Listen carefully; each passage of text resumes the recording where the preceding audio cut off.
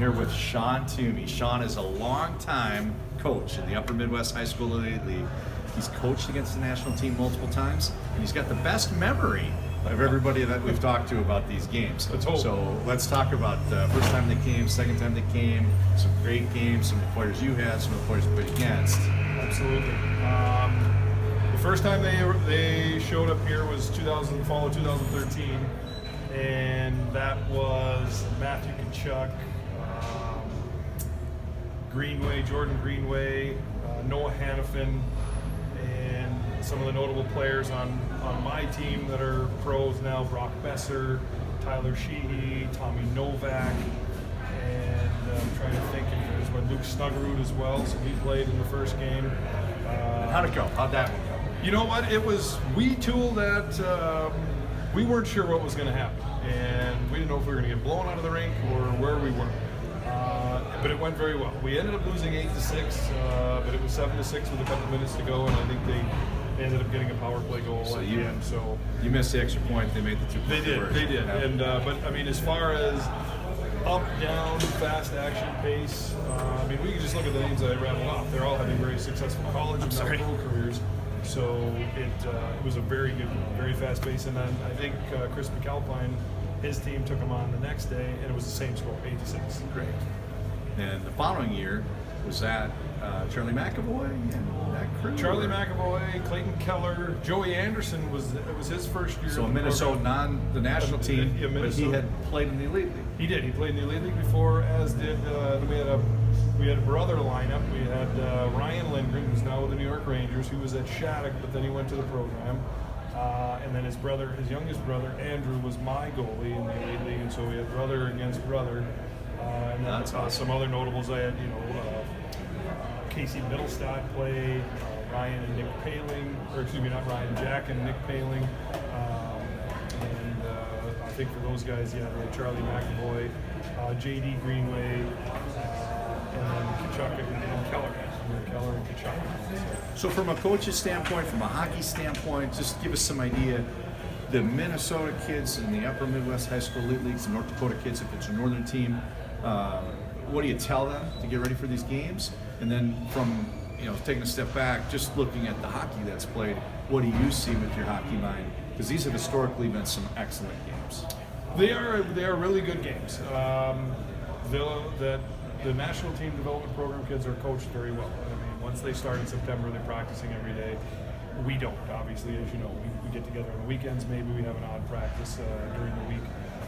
What I try to tell these guys is they know most all of them, right? I mean, they've played with them, they've gone up against them, is that they put their equipment on the same way that you do.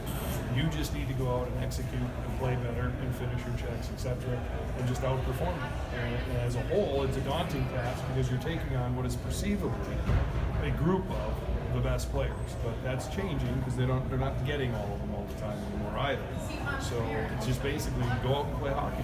Last year we had a player in the game, Blake Biondi, that turned down a chance to play for the national team. Went through the fall Upper Midwest High School Elite League, and then he picked him up at Christmas for some of their competition and got to play a few games with them after all. So anyway, it's a wonderful opportunity. Any final thoughts on what people are going to watch in today's game?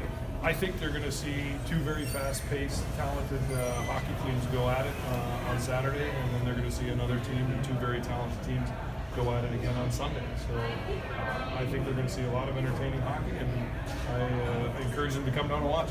Awesome. He's Sean Toomey. Thank you. Nice to see you.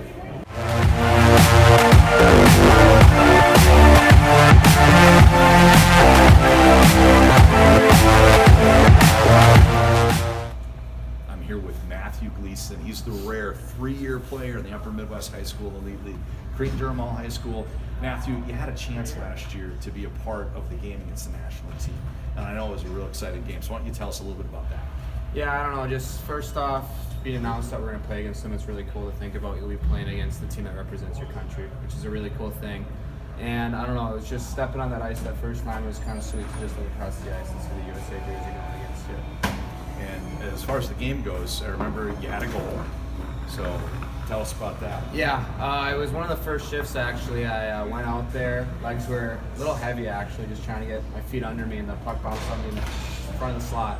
and I just got a good stick on it and got to put it back bar, which is really fun and exciting for the team to get going. So it was one for the good guys at that point from a upper Midwest high school league standpoint, but you fell behind 4-1, big time out from Coach Clafton, and then the tide turned and came all the way down to the wire. So you're out there at the end. You've played in some big games, obviously, throughout youth hockey, high school hockey, and in other levels. But just the buzz, the environment, the excitement. What was it like closing moments of that close game? Yeah, it was really crazy going against a team that well. You know, they're not going to make many mistakes out there. So you got to capitalize on your opportunities, and it was a great atmosphere. Plenty of people there of all ages, scouts, younger kids coming to watch the games. It was just a great atmosphere, and kind of getting butterflies talking about it. Actually, it was just really awesome to be out there, and too bad we didn't get the W. So we were talking about some of the guys that have come over the years. There was Noah Hannafin and several others that have gone early in the draft. Anybody stand out that wore the red, white, and blue stars and stripes last year that you played against? A buddy of mine actually is a really good hockey player, Brock Faber from Maple Yeah. Grove. He's a really good player. He probably stood out the most to me. Yeah, so they have great players that come here every year. This year's no different. It's the U17 national team against Minneapolis St. Paul Magazine and Sanford Power Health. So, Matthew, thanks for your thoughts. Thank you very much. Wishing you great luck with the rest of the season. Thank you. Thanks.